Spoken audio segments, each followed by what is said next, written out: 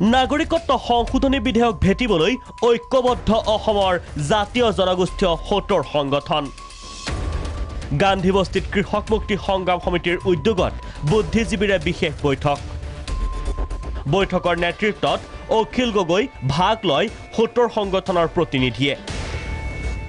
দিল্লীত জেপিচিৰ বৈঠকৰ এদিন পাছতেই বুধবাৰে গুৱাহাটীৰ কৃষক মুক্তিৰ কেন্দ্ৰীয় কাৰ্যালয়ত ৰাজ্যৰ বুদ্ধিজীৱীৰে ভোটৰ সংগঠনৰ বিশেষ পৰামৰ্শ বৈঠক নাগৰিকত্ব সংশোধনী বিধেয়ক বিৰোধী আন্দোলন আৰু অসমীয়াৰ ভৱিষ্যত সম্পৰ্কীয় এই বৈঠকত উপস্থিত আছিল প্ৰসিদ্ধ শিক্ষাবিদ বুদ্ধিজীৱী উদয়াদিত্য ভৰালী যশস্বী সাংবাদিক অজিত কুমাৰ ভূঞা লেখিকা মাইনী মহন্ত জ্যেষ্ঠ সাংবাদিক হাইদৰ হুছেইন জ্যেষ্ঠ অধিবক্তা অৰূপ বৰবৰা অধিবক্তা নেকিবুৰ জামান প্ৰাক্তন অধ্যাপক সীতানাথ লহকৰ ৰাজনীতিজ্ঞ অপূৰ্ব বৰুৱা নাৰী নিৰ্যাতন বিৰোধী ঐক্যমঞ্চৰ সুমিত্ৰা হাজৰিকা প্ৰাক্তন অধ্যাপক আব্দুল মন্নান সমাজ বিজ্ঞানী পৰমানন্দ মজুমদাৰ প্ৰাক্তন অধ্যক্ষ ঘনশ্যাম নাথ অধ্যাপক দিলীপ গগৈ আদিয়ে ৰাজ্যৰ ৭০টাকৈ সংগঠনৰ প্ৰতিনিধি আৰু বুদ্ধিজীৱীৰে এই আলোচনাত আন্দোলনক অধিক গতি দিয়াৰ কাৰ্যব্যৱস্থা গ্ৰহণ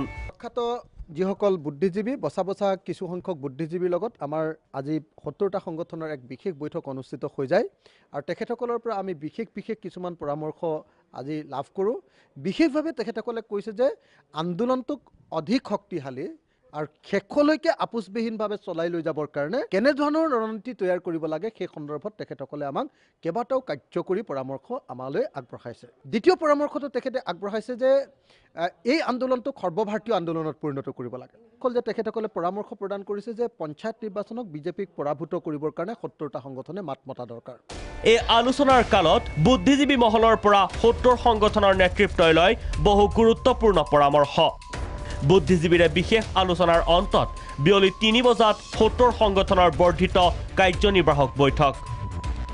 গান্ধী বস্তিত ৭০ সংগঠনৰ কাৰ্যনিৰ্বাহকত গৃহীত কেইবাটাও গুৰুত্বপূৰ্ণ প্ৰস্তাৱ